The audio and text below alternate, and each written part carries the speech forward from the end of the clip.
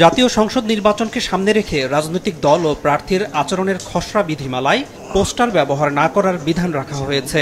রাজনৈতিক দল ও নির্বাচন বিশেষজ্ঞরা বিষয়টিকে ইতিবাচক হিসেবেই দেখছেন। পোস্টার সবাই চাই ভালো একটা জায়গায় লাগাবে, যেটা সবার চোখে পড়ে, তো সবারই দৃষ্টি ওই জায়গাতেই যায়। কেউ আগে লাগিয়ে ফেলেছে, তখন অন্যজনের আশেপাশে কোনোভাবে একটা ঢেকে দিয়ে উপর দিয়ে লাগিয়ে দেয় এবং এগুলো নিয়ে গোলমাল হয়, যেটা হয়তো পজিটিভ থাকে না, এইটুকু বলতে পারি। আমি মনে করি যে এইটা একটা ঝগড়াঝাটির কারণ। বিলবোর্ড হতে পারে, ব্যানার হতে পারে, এবং এটা ব্যানার বিলবোর্ডের সংখ্যা নির্ধারণ করে দেওয়া যেতে পারে, এটা হতে পারে আর কি।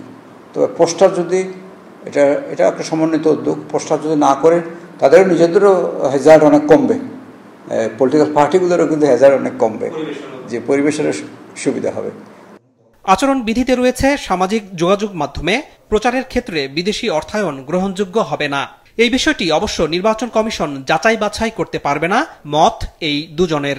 সোশ্যাল মিডিয়া বলেন, সরাসরি কোনো দলকে বলেন, বৈদেশিক কোনো সংস্থার কোনো টাকা গ্রহণযোগ্য নয়। আর সোশ্যাল মিডিয়ার উপর মিডিয়াতে কী জিনিস প্রচার করবে তার একটা গাইডলাইন থাকা দরকার আছে। এই গাইডলাইন ভঙ্গ করলে তাদেরকে ব্যান করে দেবে। সোশ্যাল মিডিয়াতে অনেক সময় অপপ্রচার চালানো হয়। টাকা বিদেশ থেকে পাঠাবার ব্যাপারে আমাদের কোনো রেস্ট্রিকশন নেই, মানে banking, non banking, white, black, বহু এতে পাঠানো যায়, এইটা কন্ট্রোল করতে পারবে না। এটা একটা নৈতিক অবস্থান বলা হলো, সেটা ঠিক আছে। কমন সেন্স থেকেই বোঝা যায় উপদেষ্টারা ভোটের প্রচারে যেতে পারেন না। এরপরও কেন এই দিকটি বিধিমালায় সংযুক্ত করা হলো? স্থানীয় সরকার বিশেষজ্ঞ তুফাইল আহমেদ তার একটি ব্যাখ্যা দিয়েছেন। প্রায় একই সুরে কথা বললেন মাহমুদুর রহমান মান্নাও। যারা এই অন্তর্বর্তী সরকারের উপদেষ্টা আছেন তারা নিজেরা তো অবশ্যই নির্বাচনের কোনো কাজে কোনো দলের কোনো প্রার্থীর পক্ষে কোনো কাজ করবেন না, এটা তো অবভিয়াস ধরার কথা। তো এটা আচরণবিধির মধ্যে আনার তো কোনো জাস্টিফিকেশন নাই, কারণ আচরণবিধিতে আনা মানে জিনিসটা তাদেরকে আন্ডারমাইন করা। এনসিপির সাথে সম্পর্কিত দুজন উপদেষ্টা আছেন, তাদেরকে লক্ষ্য করে যদি এটা করা হয়, এটাও আবার দুঃখজনক।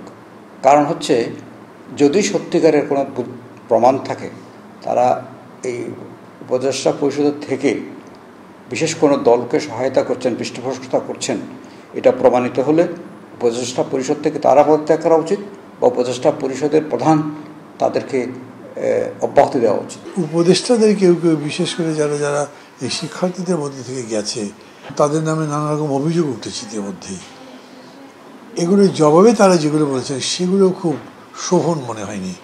ফলে ওনারা এটা তো ভায়োলেট করতেই পারেন, বুঝে বা না বুঝে, মনে করে ফেললে কী করতে, ওটা একটা অ্যাডভান্টেজ হয়ে গেল। তো সেই দিক থেকে যদি এটা তারা করেন, সেটাকে আমি সাধুবাদ জানাবো।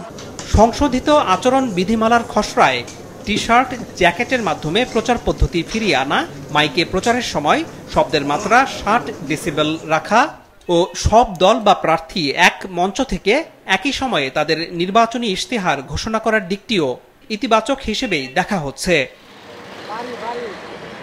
আনোয়ার হোসেন, মাছরাঙা সংবাদ, ঢাকা।